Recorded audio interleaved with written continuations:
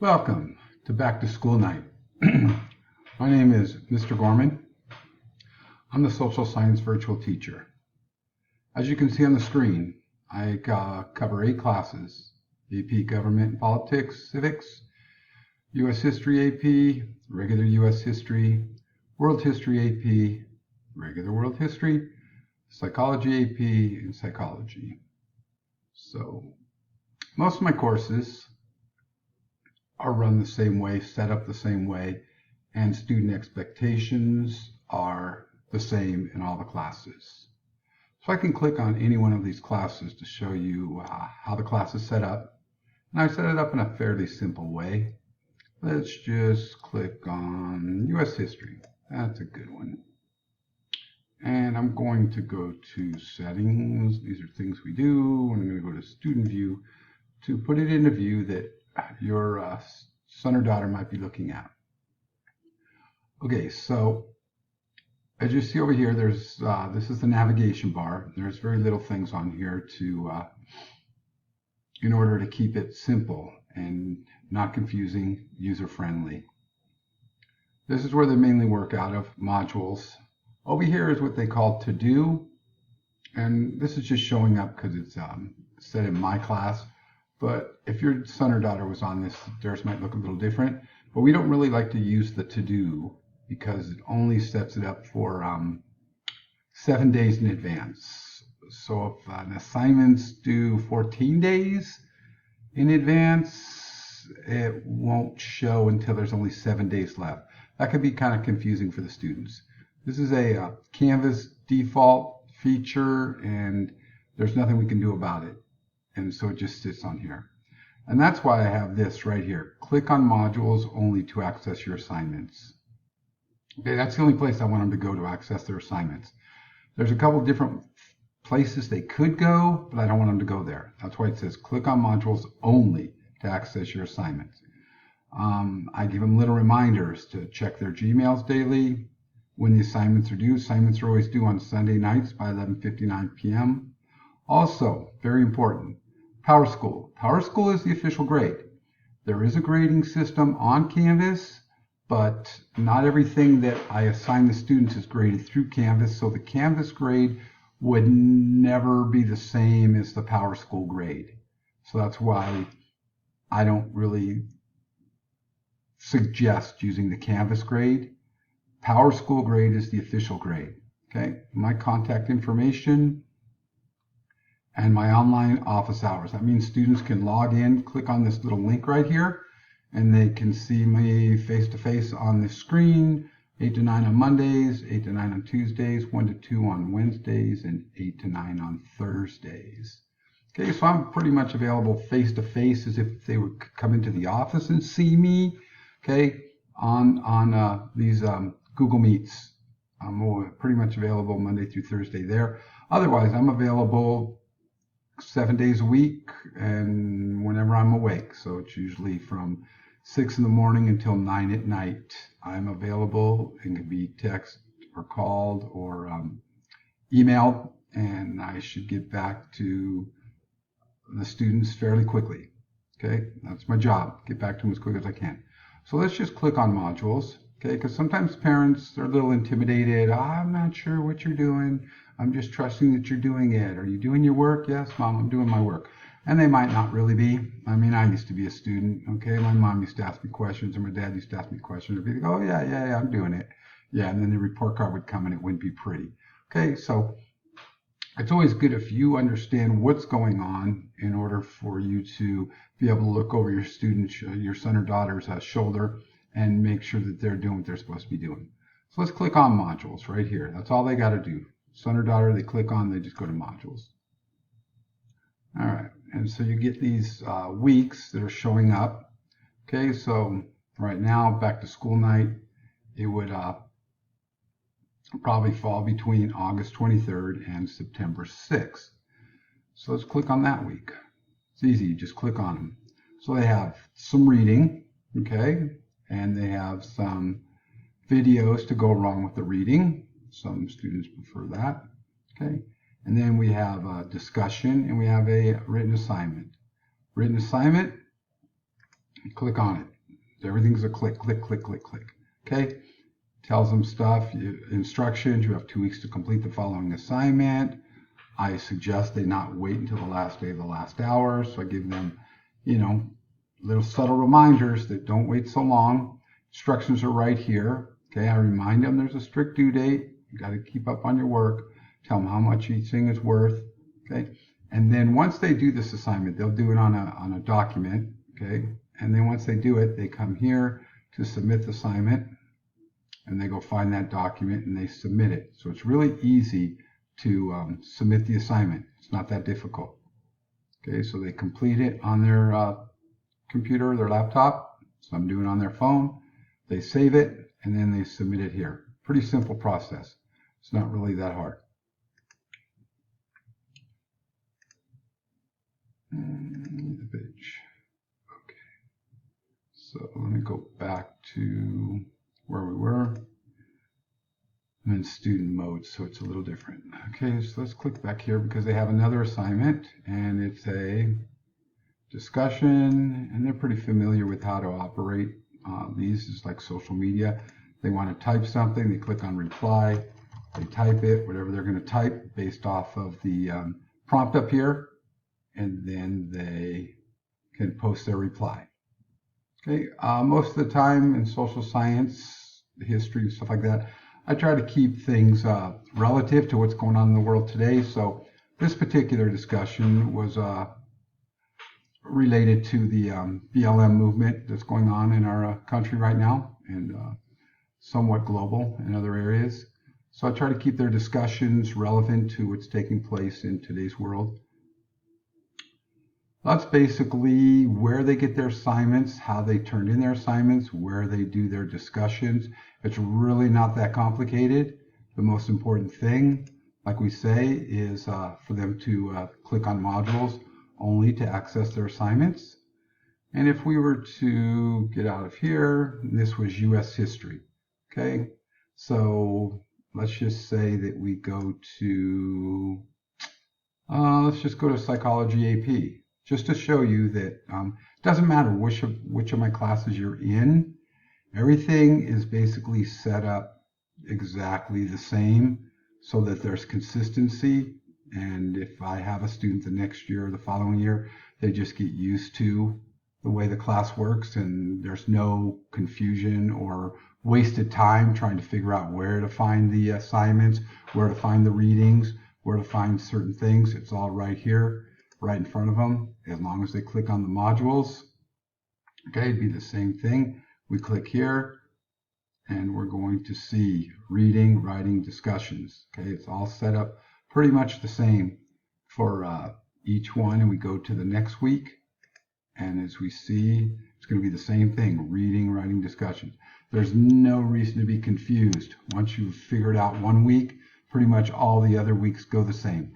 It'd be similar to me just walking into my classroom and writing the assignments down on the whiteboard.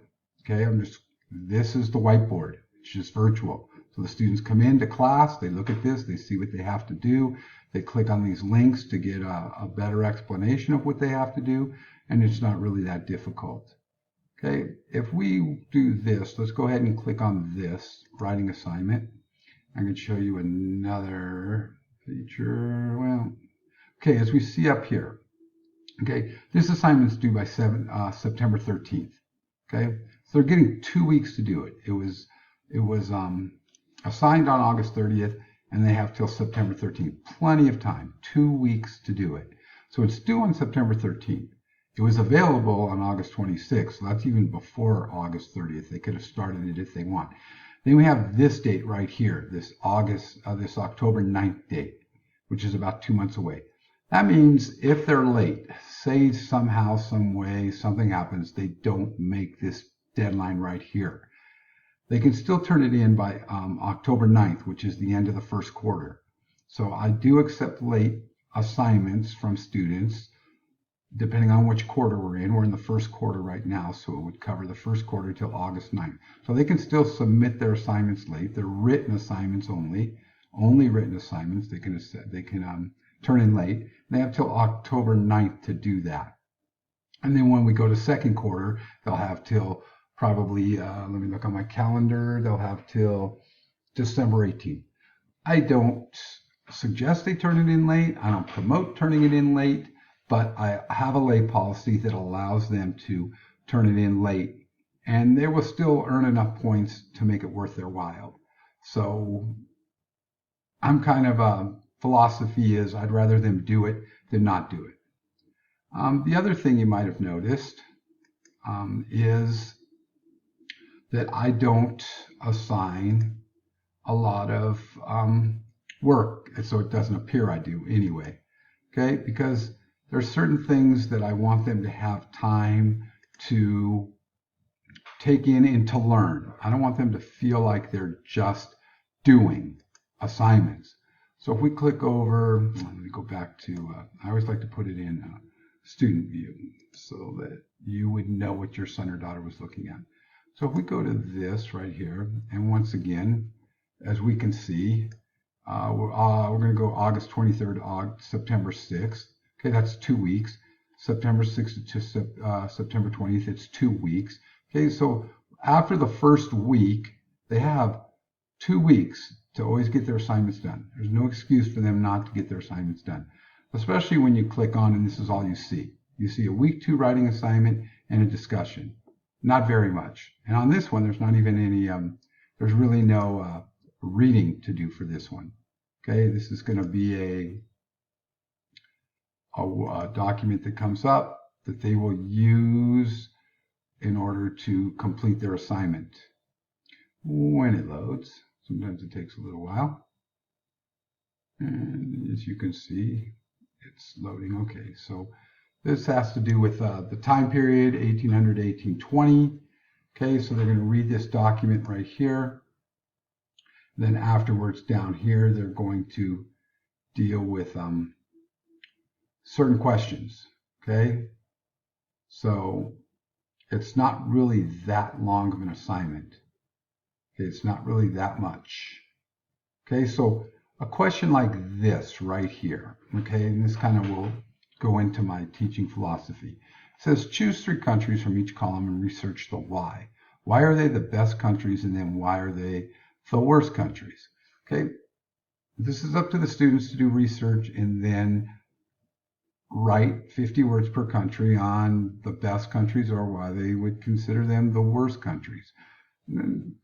It's not really to make them hate a country or dislike a country. It's to make them think, to make them support. They take a stand and they say, this is the best country, and then they answer the why. And the why is where the learning comes in. Okay, they have to support why they're saying this is the best country. And that's what I want them to take time to do. I don't want them to rush through it and Google, what are some of the best countries in the world, and then just copy down what somebody else wrote. I expect them to take the time to research it and develop a good sense of why in their own head, not somebody else's head that already did this assignment or is doing a review for people that want to travel around the world or something and they're taking their words. I want them to take the time to research and figure out, well, why would I think this is the best country? Not why would somebody else? Why would they think it? So I give the students time to take their time with the assignments. I don't want them to rush through the assignments. Okay, I want them to take their time and actually give themselves opportunity to possibly learn something. I always say to the students, we're here to learn. We're not here to do. I don't want you feeling like you're just doing assignments. I want you to feel like you're learning from the assignments, whatever it might be. They might not be learning any history at all. They might just be learning how to support their why. Okay, they make a statement and they support it. They might be just working on being able to communicate better. I want them to have that opportunity. Okay, right here is simple things like compare the past with the present. Okay, they have to do 15 of them. I already did one for them. Okay, I don't want them to rush through this really fast and just feel like they're doing. Go through it. They get to make choices of what they want to pick. Okay, says find an event, invention, person, place, or thing, something from the past that is in chapter 19 of the textbook. They get to find it. I'm not telling them which ones to go to. They get to use their own brain and figure out what they want to do, what interests them. Some things interest some kids, other things interest other kids. So they get the freedom to roam around and figure out what interests them and then complete the assignment accordingly. Okay, but plenty of time to do it. Like I said, I don't want them to feel like they're doing. I want them to feel like they're being given an opportunity to learn.